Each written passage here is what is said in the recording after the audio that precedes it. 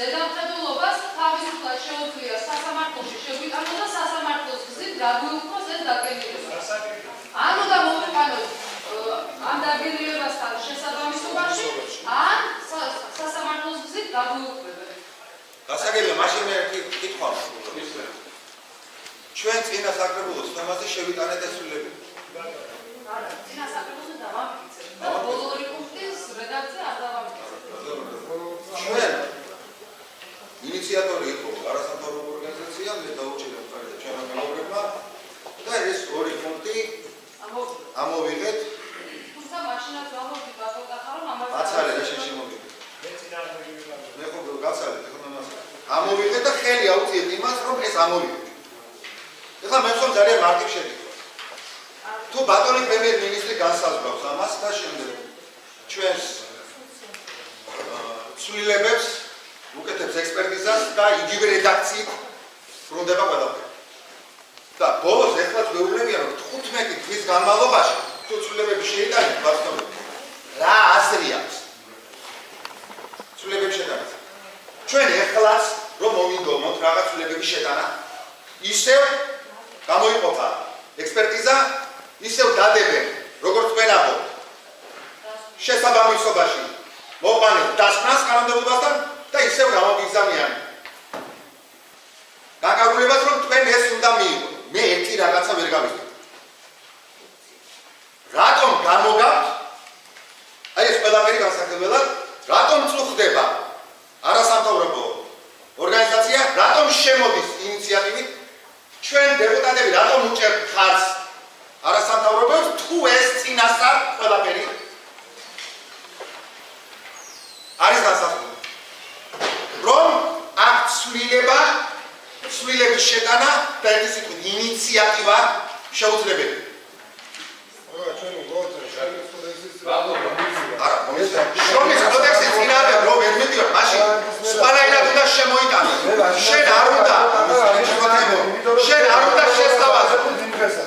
შენ არ უნდა შესთავაზო საზოგადოებასთან, რომ სწორედ საკრებულოს არ უნდა შესთავაზო, რომ შეიტანეს ცვლილებები.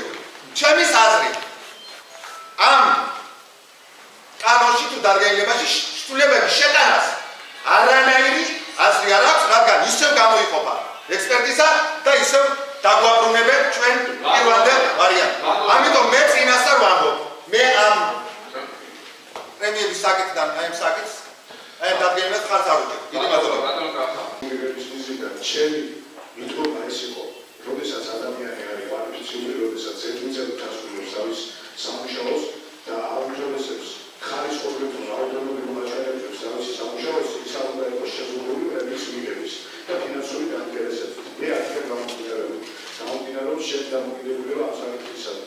თუმცა ისიც მესმის, ჩვენ დაწესებული ვართ რაღაც ნორმატივები, რომელსაც ვერ გადავახდებით და უნდა ვიყოთ ამ ჩარჩოებში. პირადად ჩემთვის სამწუხაროა, იმიტომ რომ საჯარო მოხელის, კვალიფიციური საჯარო მოხელის პოზიტივის მიზნით, ალბათ უფრო მიგანი იქნება, არ შეუძლებს ის თავისი შრომის ხარისხის გაუმჯობესებაში და შესაბამისად ფინანსური და მატერიალური ახალისების მიღებაში. მე მამუკას ვეთანხმები და მიმართავ მთავრობას. ძალიან გთხოვთ. ეს არ არის პირველი საკითხი. ნორმატიული აქტები ჯერჯერობით მამუკას ვეთანხმები, რომ კვალიფიციური მუშახელი უნდა იყოს და კვალიფიციური უნდა იყოს ერთად. და მეორე, ნუ შეზღუდავთ ნორმატიული აქტებით ჩვენს ინიციატივებს. საკრებულოს წევრები იმიტომ ვარსებობთ, რომ სათანადო ინიციატივებით შემოვიდეთ და შევიტანოთ ცვლილებები. თუ ამას თქვენ ნორმატიული აქტები შეგვიზღუდავთ, მაშინ ჩვენს მუშაობას აზრი არ აქვს. რაც შეეხება ნაციონალური მოძრაობის ეკონომიკურ პოლიტიკას, სავალუტო პოლიტიკას, ამაზე მე მგონი ეს საუბარი არ არის, იმიტომ რომ ხალხმა პირველ ოქტომბერს საკადრისი პასუხი გაქცა და დაკოვა უმცირესობაში. ეხლა მიხეილ სააკაშვილის ალუზიების და ილუზიების და რაღაცების საუბარს მოვეშვა, რომ ეკონომიურიც დაიყო, რაღაცა იყო, არაფერი არ იყო. ჩვენ დღეს გვაქვს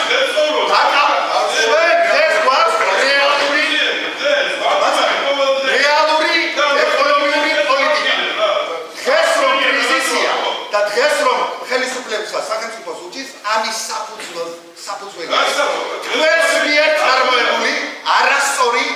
ეკონომიური პოლიტიკა 9 წლის მანძილზე. ევანდელი ხელისუფლება ცდილობს თქვენი შეცდომების გამოსწორებას. ამიტომ ძალიან გთხოვთ ნაციონალური მოძრაობის ეკონომიურ პოლიტიკაზე საერთოდ პოლიტიკაზე მივანტოთ საუბარი და გავიხედოთ მომავლისაკენ. ასე გეხება თქვენ ბატონო ზაზა. მე მამაკაც ვეთანხმებ. არანაირი ესეთი არ არის. ლარი დასტაბილურდა მასალე. ლარი დასტაბილურდა. ლარი დასტაბილურდა. ყველაფერი ნორმალურადაა. ამიტომ ერთ რაღაცას ვთხოვთ. რაზე ვამახვილებ ერთგვარად. საერთოდ არ გასცეთ თუ კიდევ პრემია. საერთოდ ამოვიღოთ მაშინ პრემია. და შეგვეშინდეს იმისა, რომ ვიღაცა იტყვის, რატომ ღებულობს ეს ადამიანი პრემია. მაშინ მივიღებთ ისეთ რას. ადამიანებს სტიმულის გარეშე, ადამიანებს მოტივაციის გარეშე და ადამიანებს არაფრის გარეშე. ხოლო რაც შეეხება შემოკარგო თანხებს, იცით რა, ერთ რაღაცას გაგახსენე. საკრებულოს ხომაზე რამოდენიმეჯერ დავსვი ეს საკითხი. 25,000 ლარი იყო გამოყოფილი საახალწლო შოკოლადს. გახსოვს? ზუგდიდის და ამ დროს ზუგდიდის ცნობილი ადამიანების პოპულარიზაციაზე 1000 ხო გახსოვთ? ეს შესწორება არ შევიდა. დარჩა 25 ლარი შოკოლადისთვის, 57 ფულის ქვემოთ ბენეფიციარებისათვის 10,000 ლარი, მაგრამ საახალწლო ფერმერებისთვის და შოკოლადებისთვის 25,000 ლარი. ამიტომ სწორი პოლიტიკური ეკონომიკური პოლიტიკის გატარებაა საჭირო. ჩვენგან ინიციატივებია საჭირო. მთავრობამ ჩვენი ინიციატივების გათვალისწინებით უნდა გამოგვიგზავნოს შემდეგ დასკვნებიდან. ყველაფერი კარგად იქნება. ჩემთვის მთავარია პირველ რიგში ადამიანი. ადამიანს უნდა მიეცეს სტიმული და ადამიანი მოტივირებული უნდა იყოს იმისათვის, რომ კეთილსინდესიარად და პროფესიულად ჩაატაროს დაკისრებული სამუშაო. ამიტომ მე ისევ არ უჭერ ხარს შედარებით ცვლილებებს. რა დაიჭერე ნაციონალები და არაწყობილი ქვეყანა. არაწყობილი ქვეყანა ნაციონალები და ძალიან კარგადაა საქმე და ადამიანს ვეხედებ. ნაციონალებს ადამიანი ფეხებზე ეკიდა და ჩვენც არ დავიკიდოთ ადამიანი ფეხებზე. და პოპულიზმს თავი დავარებოთ. ვიქომ სახელმწიფო ინტერესებიდან კამრების მოჭერი ადამიანს არ მივაკეთოთ.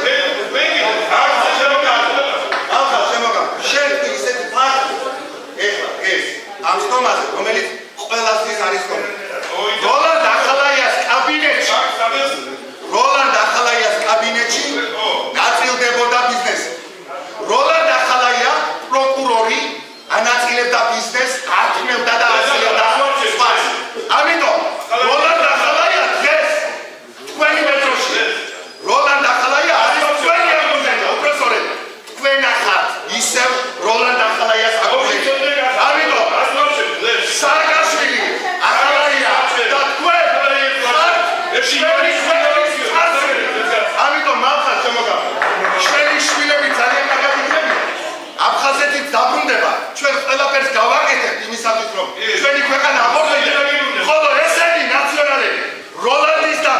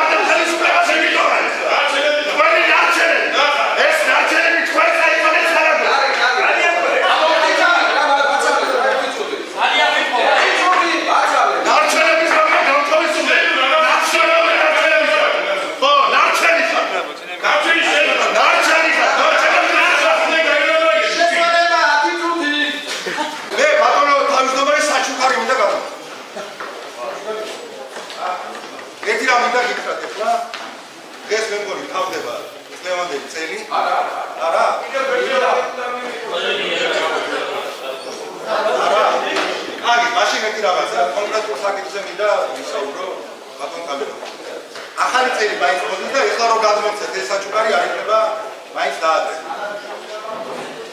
პირველი საკითხი ნაციონალურ მოძრაობაზე საერთოდ არ ვილაპარაკო. მე პირდაპირ გეუბნებით რომ ნაციონალურ მოძრაობაზე საუბარს აზრი არ აქვს. მოდით ახლა ჩვენ შევხედოთ ჩვენს პრობლემებს. რა პრობლემები გვაქვს ჩვენ და კიდევ არ მივცეთ ნაციონალურ მოძრაობას და ნაციონალურ არხებს იმისი საშუალება რომ ჩვენს წინააღმდეგ გააგორო პიარი და ჩვენს შეცდომებზე ვისაუბროთ. მე აი ეს ძალიან მტკივა. და მე ამას პირდაპირ ვამბობ ბატონ თავმჯდომარე.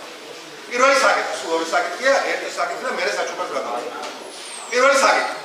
წინა სხდომაზე ბატონ თავმჯდომარე მე მივმართე სამეგრელო ზემოსვანეთის გუბერნატორს რომ მას დაეწყო დიალოგი მოსახლეობასთან.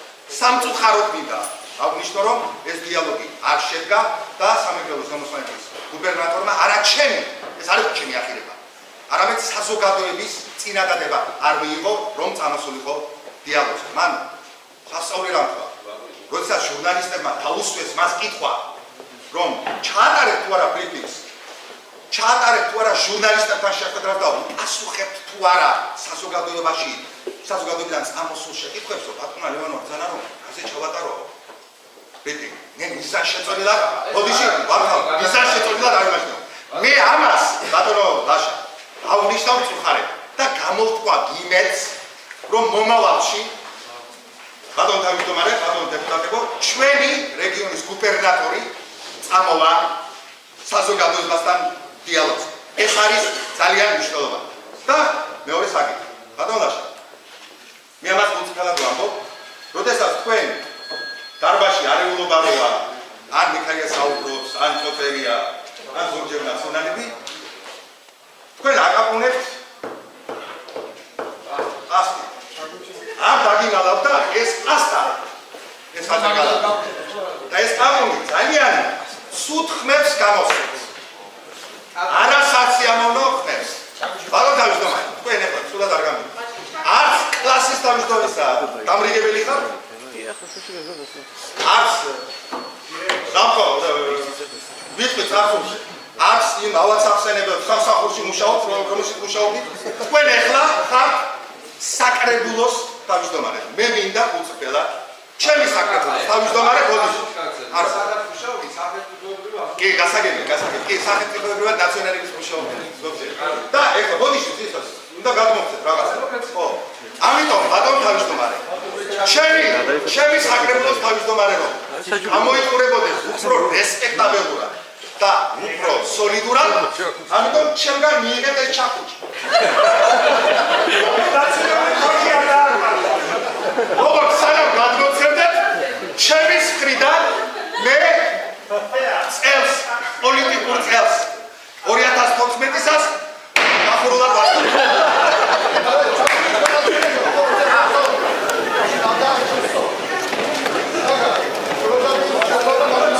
რომ მე და კიდევ ორმა დეპუტატმა არ დაუჭირეთ მხარი ცვლილებებს ჩვენ ჩებით ჩვენს აზრზე და მინდა გითხრათ რომ საკრებულოს როგორც წარმომადგენლობით ორგანოს უნდა კონდეს ინიციატივის უფლება, ინიციატივის საშუალება და არ უნდა იყოს შეზღუდული მთავრობიდან წამოსული ნორმატიული აქტებით. მე ისევ ვფიქრობ რომ უპირველეს ყოვლისა ჩვენ უნდა გავითვალისწინოთ ადამიანის უფლებები და ადამიანი რომელიც კეთილსინდისიერად და პროფესიულად მუშაობს, მას არ უნდა განუსაზღვროთ პრემია. მე არ ვეთანხმები იმ აზრს, რომ ქამრების მოჭერის პოლიტიკა უნდა იყოს, სახელმწიფოს უჭირს, ქვეყანა გვენგრევა, ეს ცოტა ნაციონალურ რიტორიკას გავს. არაფერი არ ჭირს ისეთი ჩვენს ქვეყანას, რომ პრემიებიც და ხელფასებიც დამსახურების მიხედვით გაიცეს. ხოლო რაც შეეხება მომდევნო საკითხს, ნაციონალური მოძრაობის შენიშვნებს, მე ნაციონალური მოძრაობის შენიშვნებს ნამდვილად ვერ გავითვალისწინებ. რომ კაცრადაც გამოხდეთ ნაციონალების წინააღმდეგ. დიახ, მე მკაცრად გამოვედი ნაციონალების წინააღმდეგ, იმიტომ რომ ადამიანები, რომლებიც ამ 9 წლის მანძილზე ანგრევდნენ ჩვენს ქვეყანას, ებრძოდნენ პირველ რიგში ადამიანს, შეურაცხყოფდნენ ადამიანს და არ ღვევდნენ მის უფლებებს, მათ ნამდვილად დღეს სალაპარაკო არაფერი აქვს. მაგრამ მიუხედავად ამისა, მე არ ვრჩები წარსულში ზოგიერთივით სამწუხაროდ და ვიყურები მომავლისაკენ და რეალურად ვხედავ დღევანდელი ხელისუფლების პრობლემებსაც. მე უნდა გითხრათ, რომ ძალიან სამწუხარო ფაქტი მოხდა, როდესაც ბატონ გუბერნატორს მე წინა სხდომაზე შევთავაზე დიალოგი საზოგადოებასთან, ეს არ იყო ჩემი ახირება.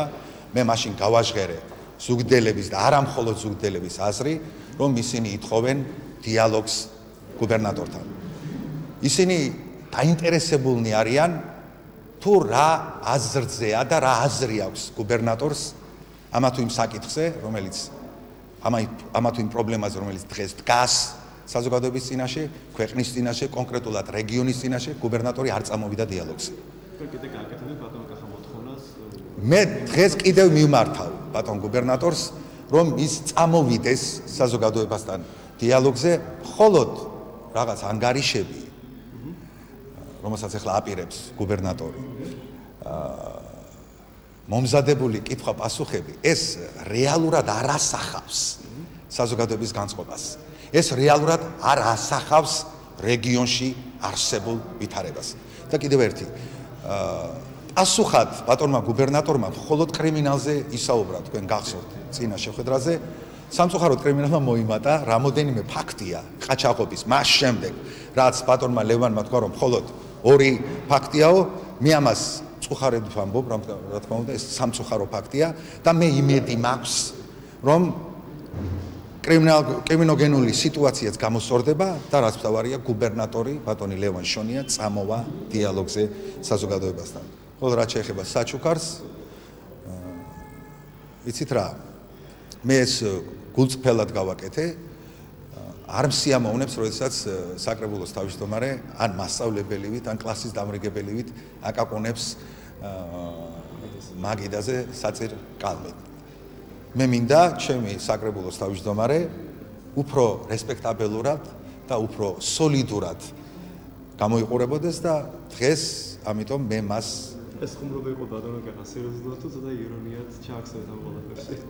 ეს განსაზღვროს საზოგადოება. ეს განსაზღვროს საზოგადოება. მე ვაჩუქე მას ჩაქუჩი და ბოლოს ყველას მინდა დღეს მე ჩემი მხრიდან გამოვაცხადე პოლიტიკური წლის დასრულება. მაგრამ ჯერ არ სრულდება. მე ყველას მინდა ჩვენი ქალაქის მოსახლეობას, ჩემს თანაქალაქელებს, ჩემი რეგიონის მოსახლეობას და რა თქმა უნდა სრულიად საქართველოს ბედნიერი შობა ახალი წელი უსურვო და იმედი ვიქონია, რომ 2015 წელი უკეთესი იქნება.